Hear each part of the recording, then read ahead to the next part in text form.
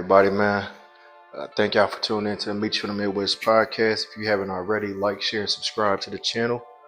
I wanted to get into the playoffs. I wasn't able to give my predictions, so I'll give my predictions on what I think is going to happen with these teams that made it to the playoffs. Salute to all the teams in the playoffs.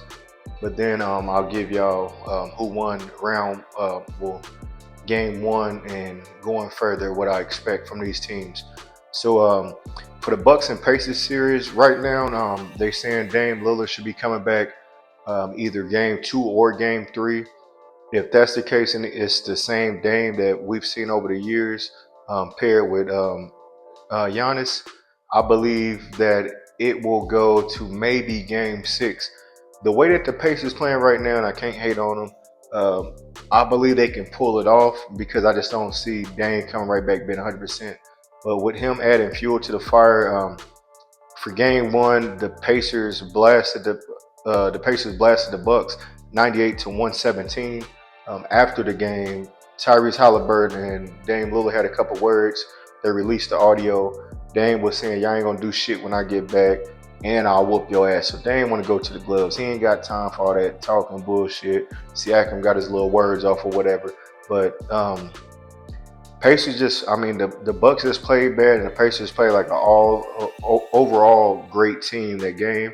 They about 6 or 7 deep right now. So when you got people coming off the bench that can start, and they bring that energy once they come off the bench, like Obi Toppin and them, that's a big team. And I don't see them going further than I don't see them beating Boston, but everybody else, I believe that Indiana can beat.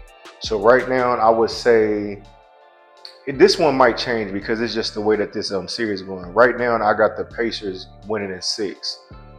Next game we got on here, we have the Clippers versus the Nuggets. Before this, I said that the Nuggets should win in six. The Clippers was winning this game. They just blew it at the end. Leonard kind of disappeared. Westbrook came through in the clutch, made some easy layups and a 3 point to take the lead. I want to say like a 5 point lead or something like that. So when you got people like Russ that's been here before coming off the bench and balling like he was, Jokic did his thing. Gordon was okay. I'm not sure. I don't even remember if Porter Jr. even played. But if Porter Jr. gets going and you got Jamal Murray going, the Nuggets just might be too much for the Clippers. But if you got Leonard and Harden going with this team in Zubac, I said it could go either way. But as of now, I got the Nuggets winning in six. They won that game 110 to 112. Next game, we got Detroit Pistons versus the New York Knicks. The Knicks beat them 123 to 112. Before this, I had the Pistons pulling out the upset, I want to say, in game seven.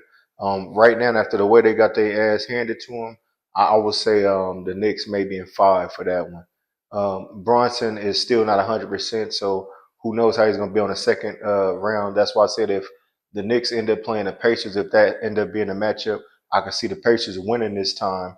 Winning because they won't have Bronson just not healthy enough.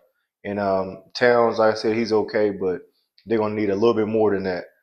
Next game we got on here is the Timberwolves versus the Lakers. That's my squad. We got beat the hell out. We got ran out our own gym, 95 to 117. Piss poor game. LeBron and Austin Reeves pretty much didn't show up to the second half.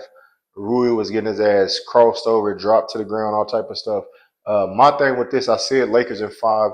I'm I have to, like I said, I have to be honest with all these picks. I'm going to say the Lakers in six now, just because Minnesota stole a game from LA. I believe that Minnesota will win at least one game at home, but outside of that, I don't see them doing much more. So I'm gonna say Lakers in six as of now. We'll know if we lose tomorrow. We got to win four in a row. I don't know, man, because most people don't come back from 0-3. 0-2 is still possible, but 0-3, you can forget about it. My thing with Minnesota is, yes, they have Austin. I mean, not Austin. They have Anthony Edwards.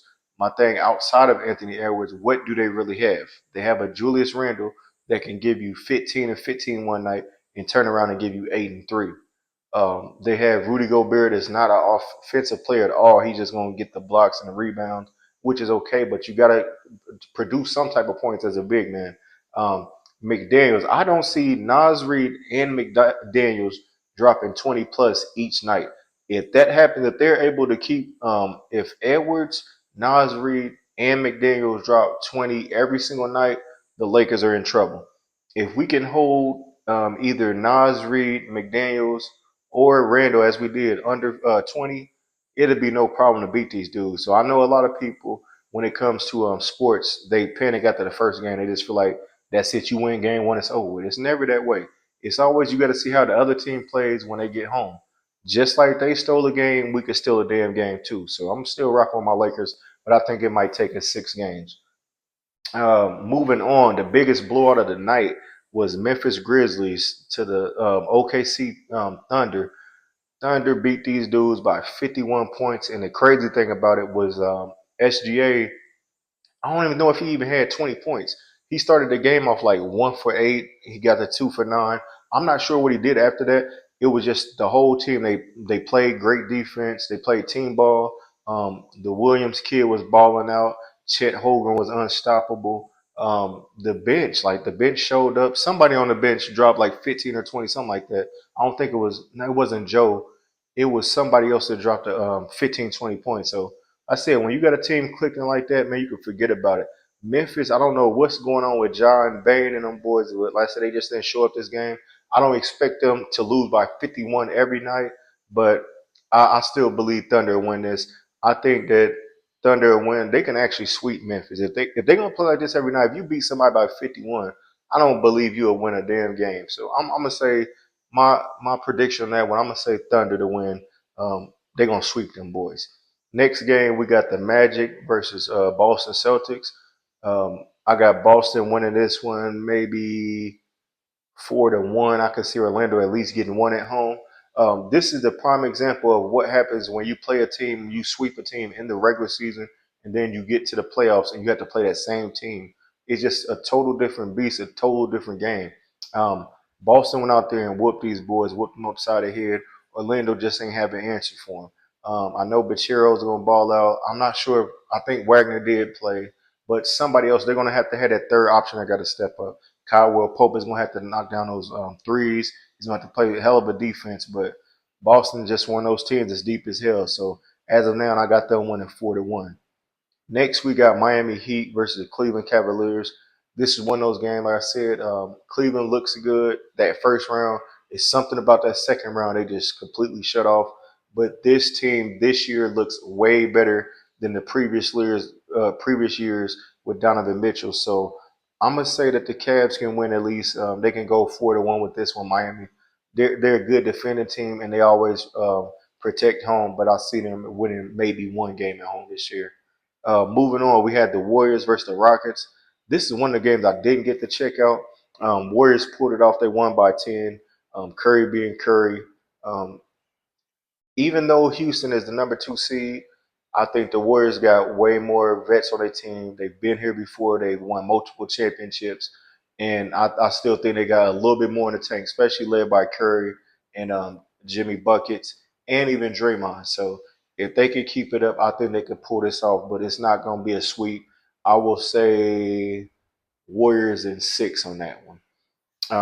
Going forward, as far as tonight games, we got Detroit Pistons versus the Knicks at 7:30, and then we got the Los Angeles Clippers versus Nuggets.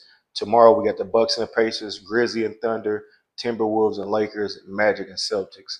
Um, Early prediction, man, I think that the Lakers can at least make it to the second round, but I just got to see how this series play out. If we get out of this one 5-1, or I mean 4-1 or 4-2, I believe that we can still compete in that second round. And maybe if we run up against the Nuggets or possibly the Thunder, I think we could beat that team. I just don't think it's an answer for OKC right now in a 7-game series. So as of now, I got OKC representing the finals on the west side. On the east side, I got Boston. I just don't think nobody can mess with Boston. So early prediction, even though Cleveland's the number 1 seed over in the East, Boston is the defending champions. I just believe they're their best team in the playoffs currently. So I'm gonna say OKC versus Boston as of now. That's all I got for basketball, man. Y'all make sure y'all tuning in. The games are on ABC, TNT, ESPN, and stuff. So if y'all got those channels, make sure y'all tapping in that. In the comments, let me know what's your team, who you represent this year. Even if you're a player fan, what players you represent, and just let me know what y'all think about the playoffs so far and what y'all expect from it. What's the best matchup to you? Thank y'all for tuning in to the Meet You from the Midwest podcast. Like, share, subscribe to the channel. I promise to be a little bit more active. I know I've been slipping off, missing a couple weeks.